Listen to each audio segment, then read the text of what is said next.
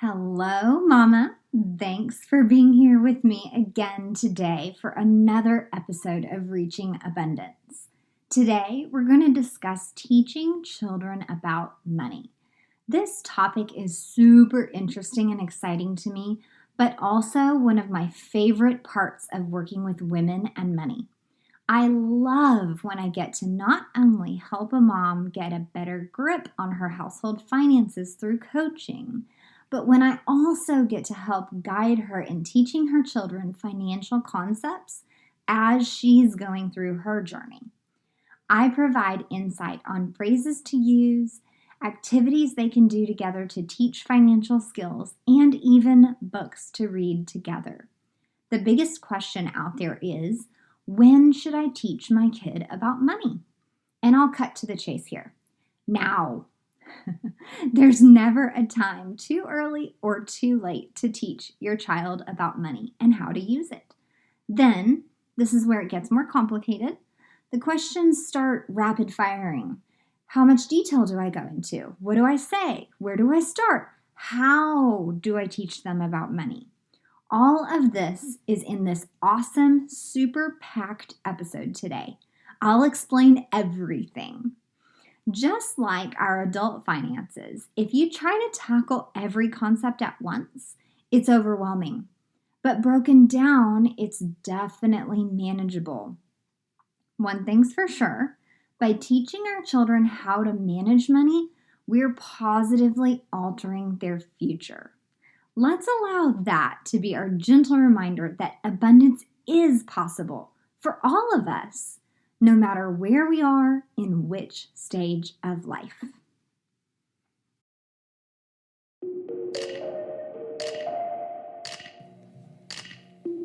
Welcome to the Reaching Abundance podcast, where your host, Virginia Elder, shares helpful guidance for moms around positive mindset, creating simplicity, practicing true self-care, and most of all, money management. Her financial journey toward a better life blossomed into an insatiable desire for overall happiness and abundance.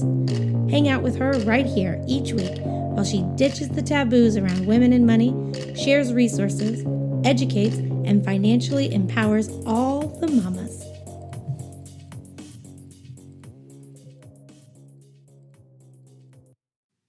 All right, I'm Virginia, and I'm so excited to share all the details around when, how, and why to teach your children about money. A question I receive from most mamas in my program is, when should I start teaching my child about money? And my answer to this is right away. It's never too early and it's never too late. The only thing you can do wrong here is to completely avoid the subject. I look at the money conversation just like the other awkward subjects we'll eventually have to discuss with our children, like drugs, alcohol, and sex. If we don't talk to them about it and teach them what we want them to know, they are going to make their own assumptions about things and learn who knows what from their friends, and most of that is going to be bad or false information. I'd prefer to tell them the facts so that I know that they know, without a doubt, the truth, so they can make smart, informed decisions when they need to.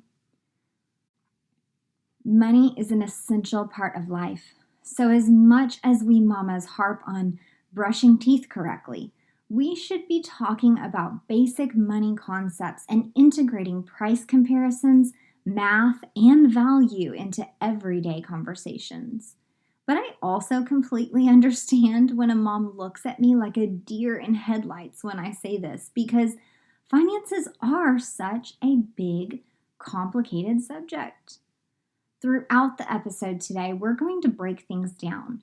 You're going to hear by age what cognitive development milestones the kiddo is experiencing, what concepts they can begin to understand, and what financial lessons you can teach. All this plus some books and activities by age that will help foster these lessons. Here's an important fact to remember. Kids as young as 3 can understand basic money concepts, and children develop their money mindset by the age of 7. What this means is that by the time a kiddo is 7 years old, in the child's mind, they've witnessed enough to determine their perspective about money, whether it's good or bad, scarce or plentiful, whether it's helpful or hurtful, etc. They likely can't put it into words, but whatever they've subconsciously decided by the age of 7 will be reflected in their adult financial behavior. So basically, the way they're going to act with money as adults is already determined by experiences they probably don't even remember. Now, I'm with you if you're thinking this is a little freaky, but it's true. If your children are older than 7, don't panic. They aren't broken. You haven't blown it. You just need to start. You can still make progress. Keep listening. At each age range, you'll hear things, pointers, tips, activities, and more that you can integrate no matter how old or how young your child is. Take a deep breath. You just need a little direction, and you're going to find it right here. Now, the first key to teaching kids about money is to be a good role model. Build savings and practice self-control with your spending behavior on purpose so that you can honestly discuss things with them. As always, no matter their age, they will learn more from what you do than from what you say. So, let's get started, okay? First, let's chat a little bit about brain development. Now, disclaimer here, I am not a scientist or a surgeon or a child psychologist, but this stuff absolutely fascinates me. Let's start with a concept called neuroplasticity. Neuroplasticity is what happens when we have an experience that shapes us, that changes our minds or makes us alter our actions in a certain way. Much like if you previously thought you hated running, but you had a girlfriend who invited you to go with her. So you went, and then you had a great time. Next thing you know, you begin running as a regular form of exercise because you've discovered how much you enjoy that time to yourself. This happened to me. I actually altered the connections in my brain from running equals bad to running equals joy. This can happen in adults' minds and children's minds alike. So, it's important to realize that a positive experience with anything at any time leaves an impression. And that positive impression has the ability to grow into a full-on behavior, maybe an automatic positive correlation between abundance and money. Yeah? In addition to this, let me share about the connection children's brains are forming between neurons. By the age of 3, a child's brain is forming 1 million connections per minute. Their attachment style, reactions, attitudes, engagements, and responses are all being formed and learned at a pace that's hard for us to fathom. Neurons are connecting 1 million times per minute. That's crazy. This is what's amazing to me, though. The more you engage in what's called responsive conversation, this means asking questions, providing eye contact, and direct interaction. So the more you do that, the more you're influencing those neurons.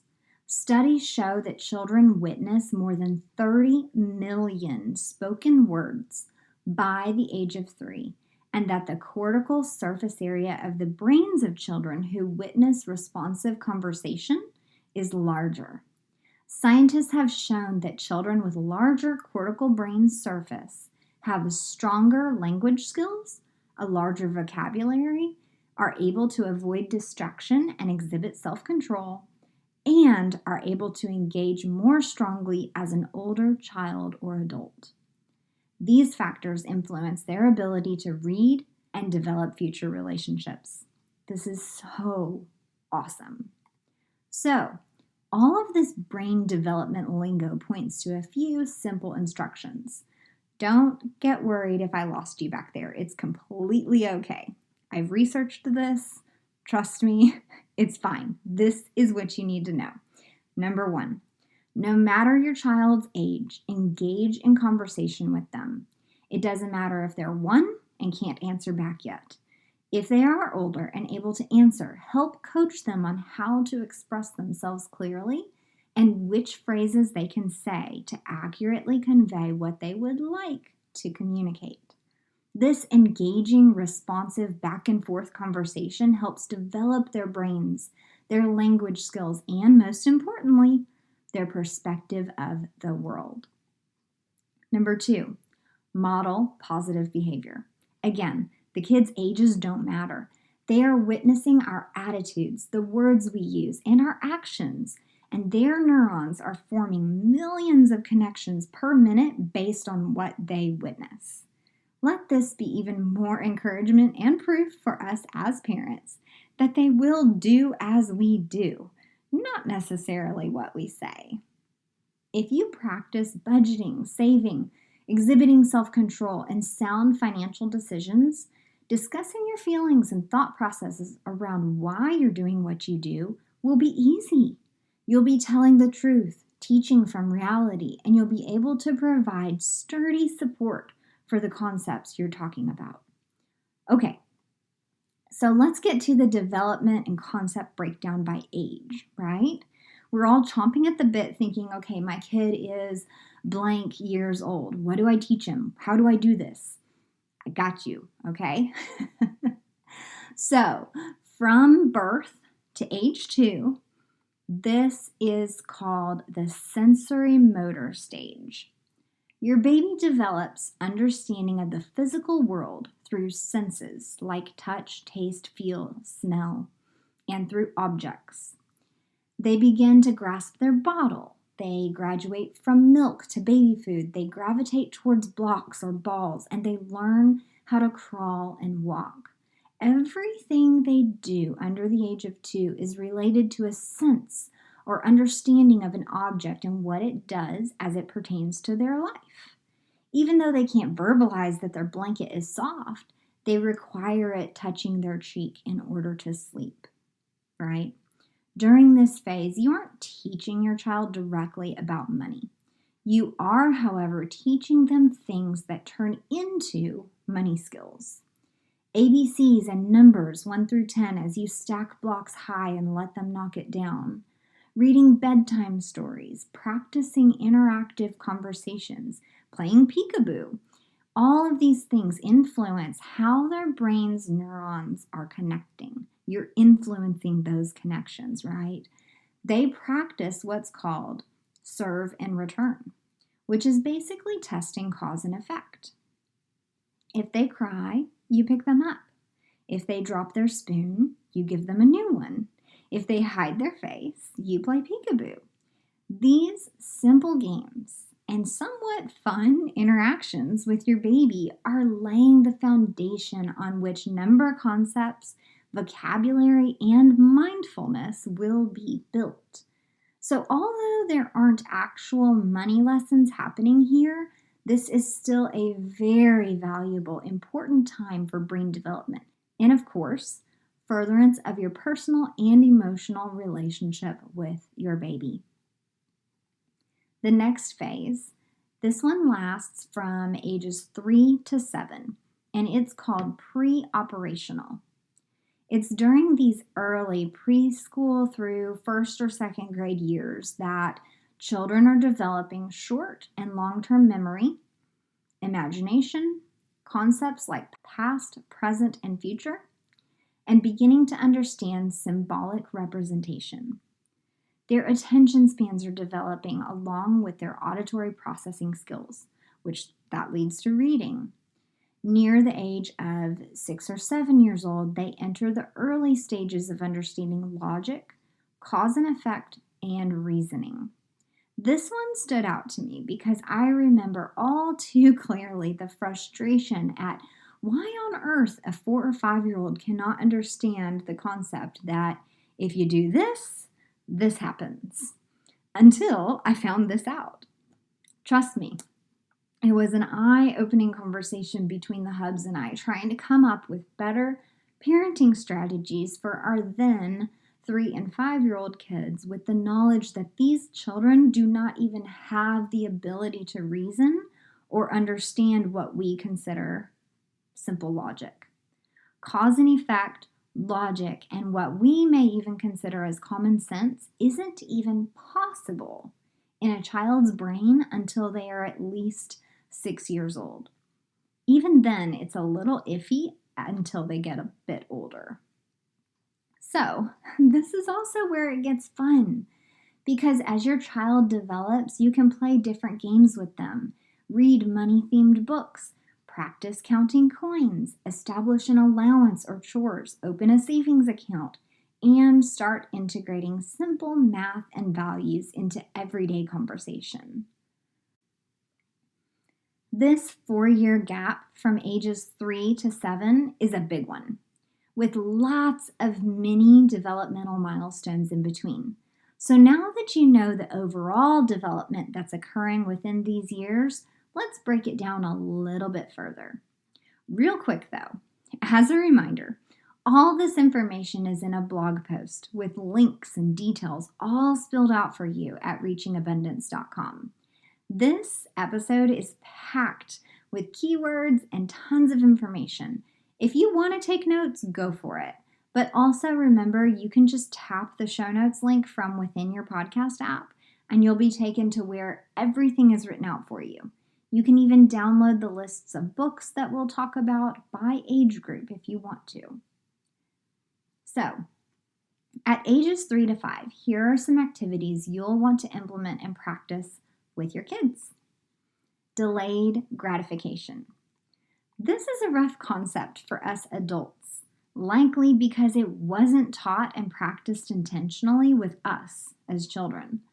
This is where we have the opportunity to change our children's trajectory and make their future better than ours. Find simple opportunities throughout the day to discuss openly and create rewards for patience. Here are a couple of ideas.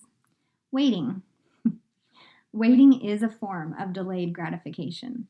So when waiting in the grocery store line, explain why we should wait our turn and how rude it would be to push everyone out of the way.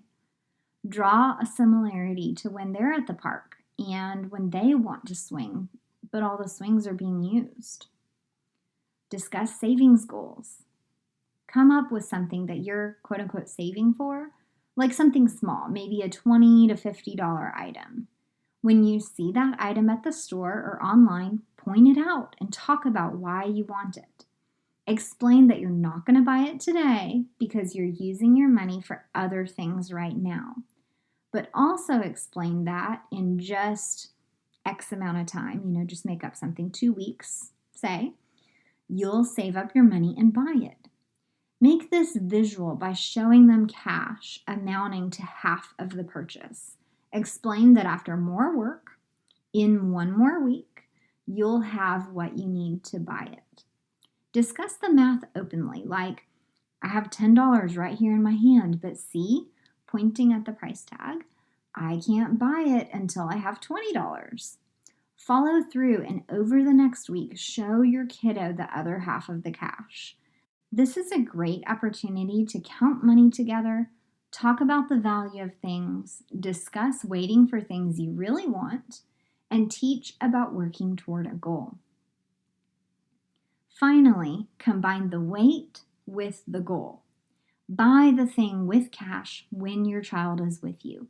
Celebrate that you saved up for this thing, patiently waited to purchase the item, and talk to them about how they can do it too. I encourage you to tweak and modify these exercises as you see fit. The main things to focus on are to teach them how to wait, practice counting and math skills, introduce the concept of trading money for goods, and encourage discussion about goal setting and the fact that we can buy anything, just not everything. Next, work on categorizing money visually. In these early preschool years, I do suggest creating 3 clear, separate piggy banks. Mason jars work great for this. And explain to your kiddo that one jar is for each: spending, saving, and sharing. As they accumulate birthday or Christmas money, divide the earnings evenly among the jars. Read books together. For kiddos between the ages of 3 and 7, you're likely reading a bedtime story every night. And I'd love for you to work into the reading schedule a few of my favorites.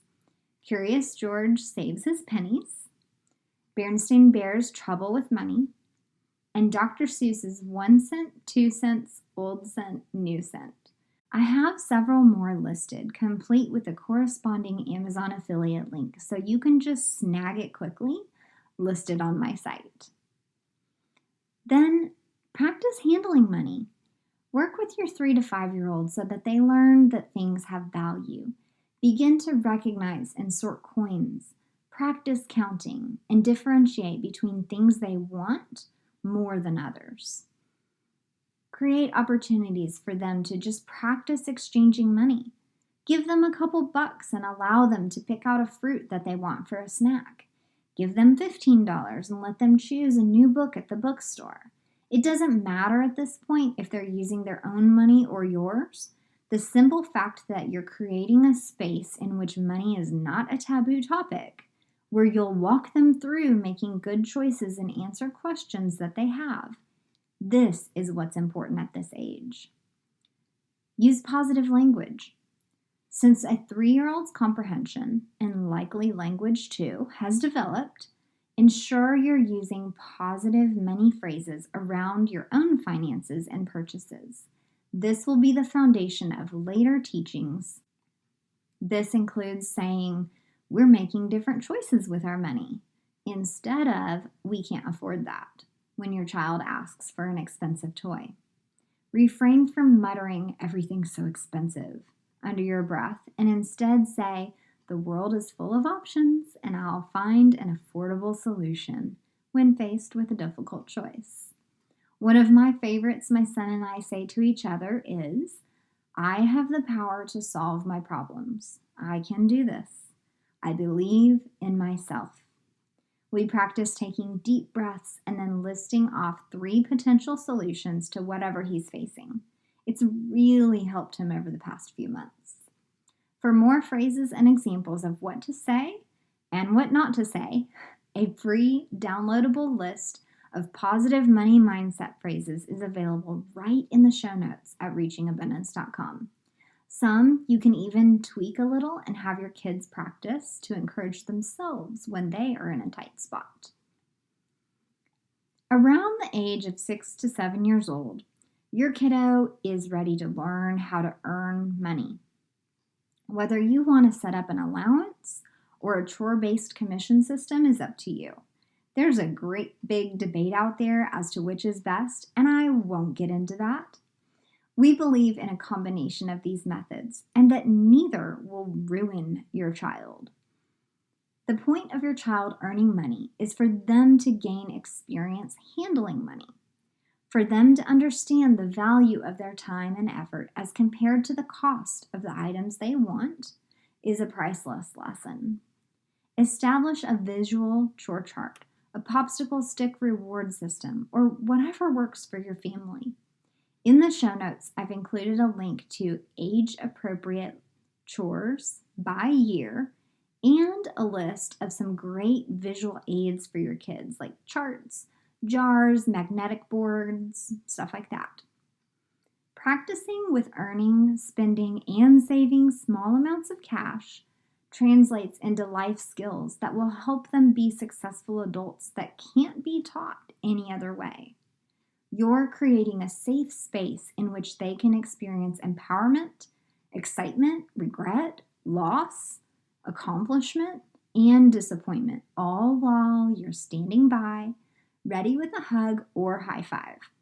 I, for one, am much happier for them to go through this all at this age, under my wing, than to experience these things at the age of 18 or 20 with larger amounts of money and with limited ability to protect or guide them. By the time these kids are 6 or 7 years old, it's possible they've been using the 3-jar method, spend, save, and share, for a few years. When they have the opportunity to earn, either via allowance or chores, it's time to open a savings account at the local bank branch. Make a big deal and amp up the excitement about your kid opening their first bank account. Physically take them into the bank, allow them to hold their cash, and involve them in filling out the paperwork. Help them be proud of this milestone and explain that you'll bring them to the bank anytime to add money to their new bank account. At this point, you may consider incentivizing savings. Come up with some sort of matching program. By the way, I suggest providing clear guidelines on minimums and maximums so that your kiddo is even more excited to earn and save their money. All the while, continue allowing them to learn the names and values of the different coins and bills. Explain to them what a check is, maybe write them one sometime, and allow them to practice handling cash. Teach them to set savings and purchase goals. Help them track toward these goals with visual representations like coloring sheets or charts.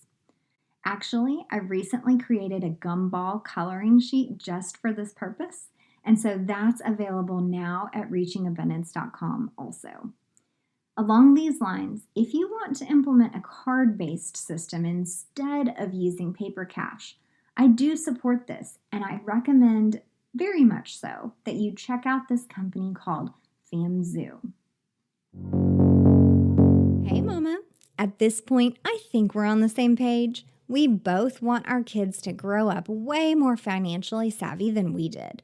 Let's be real. Teaching kids about money using cash is necessary, but to prevent them from suffering the same money issues we have, they need practice using apps and plastic, which is where FamZoo comes in. For a few months now, my family's been using FamZoo, an app connected with prepaid cards, one for each family member, where we have all the parental control to pay allowance, gift cash, split earnings between spending and savings, monitor balances and transactions, track savings goals, teach budgeting, and so much more. The kids think it's so cool to look at their own balances through the app and use their own card when making purchases. The card's funds are FDIC insured, and the cardholders are protected by MasterCard's zero liability policy against unauthorized purchases. Check out all the ways FamZoo can help boost financial literacy for your little ones by clicking the affiliate link at reachingabundance.com. As your child grows, they'll reach the concrete operational development stage. This is typically between the age of 7 and 11 years old. It's during these years that children develop awareness of external events, basic understanding of how the world works, other people's situations and feelings, and have a much clearer comprehension of cause and effect. Their logic is developing strongly, and they're able to differentiate between concrete and abstract ideas. Between the ages of 7 and 11, your financial behavior, as the example, is imperative. This doesn't mean you have to be perfect, be debt-free, or put up some front about money. It means you are the person they continue to look up to and learn from the most, and that they will mimic the things you say and the way you behave. Discuss your spending decisions, like why you're choosing a generic brand, openly as part of normal conversation.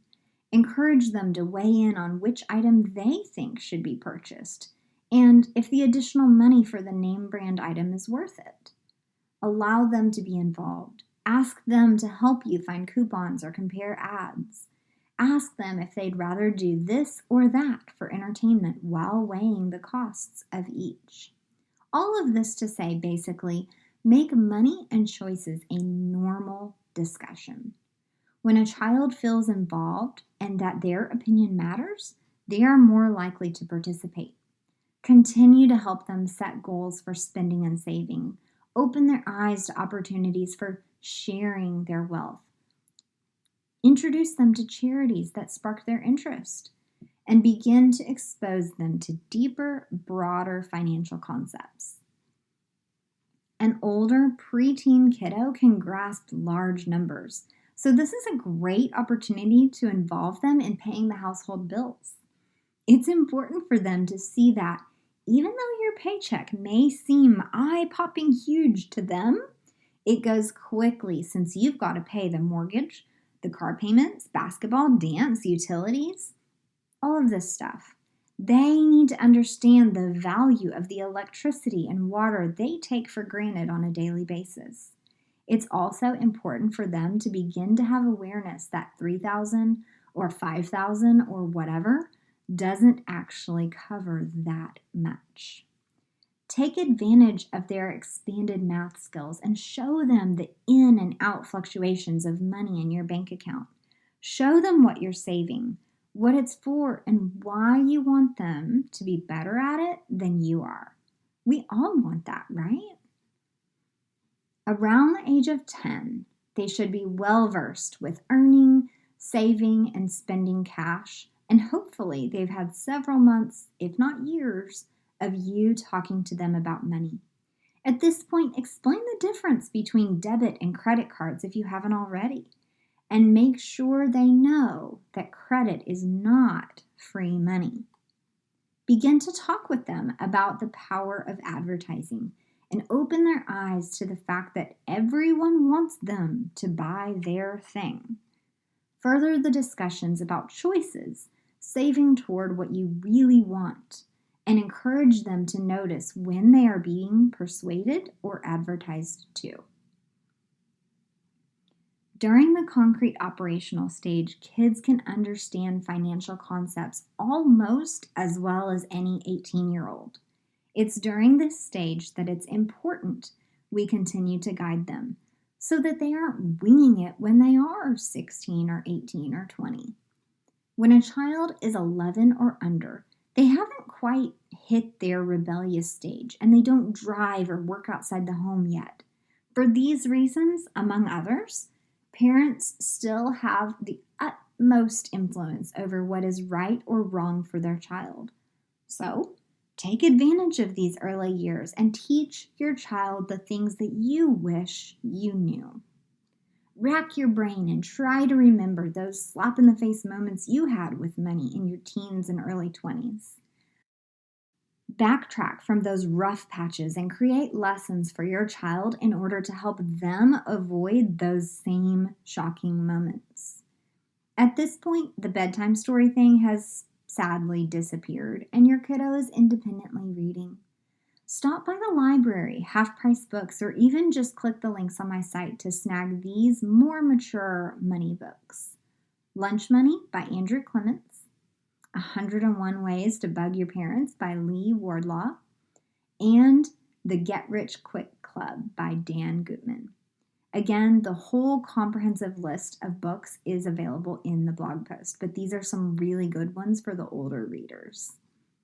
As your child grows into their teen years, explain in more detail about credit, FICO scores, loans, compound interest, earnings versus budgeting and saving, and most importantly, net worth.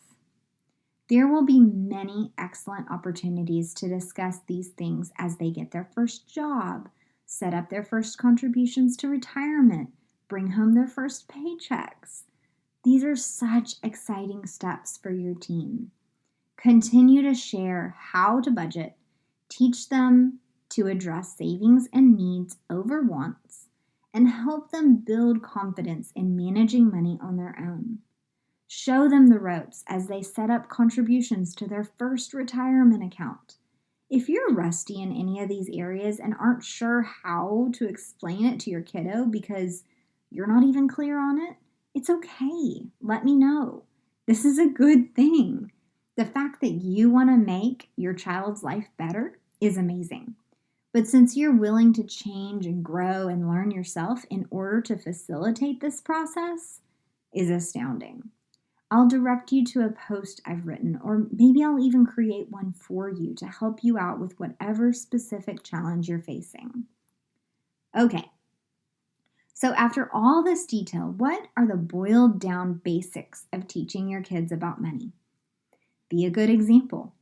Let your spending reflect your values. They will see your behavior and either mimic it or ask you why, which will be the perfect opportunity for a money lesson.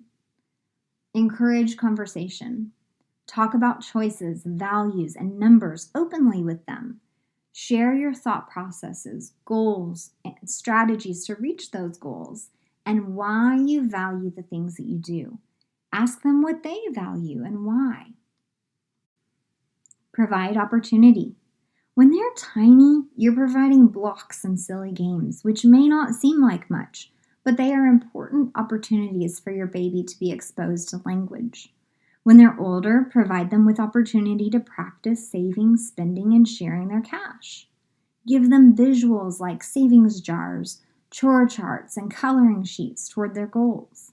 The older kids get, the more practice, the bigger the numbers, and the more real opportunities they need. If you continue to guide, speak openly, and teach with their positive growth in mind, you're on the right track. And if by chance you listen to this whole thing in fear because your kids are older and you haven't done any of this, don't panic. You can start anywhere at any time. Start with the concepts you'd teach a very young child and escalate them quickly since your older kiddo is going to grasp these concepts quickly. You'll still teach all the same things, just in a modified time frame. Let me know if you need help with this. We can come up with a plan so you nor your kiddo gets overwhelmed and so that you're able to do things in just the right order. All right, Mama. Thank you again for being here with me today. This was an intense episode, filled with child development and psychology mixed with financial lessons. Whew! But I think it will be super duper helpful to all you mamas out there. Do me a favor, actually, will you please? Screenshot this episode and share it in your stories, on your page, or maybe even in a text to another fellow mama who might find this useful. When we as women band together and help each other find and use helpful resources, we all rise to the occasion. And let's be honest, raising kids is tough. We all need all the help we can get. This week, edge a little closer to reaching abundance with me by looking for opportunities to discuss money, comparison shopping, or positive financial choices with your kiddos. Think about and maybe even research if you'll implement an allowance or a commission-based system as an earning opportunity for your kiddo. I'd love to know what you choose and why. And last but not least, all the things discussed throughout this episode are in a blog post, also called the show notes, at reachingabundance.com for your reference. There were several downloads, products, and books I recommended in this episode. So instead of trying to remember what I said, just pop over there, give the article a scroll, and you'll find what you need. I look forward to talking with you again next time.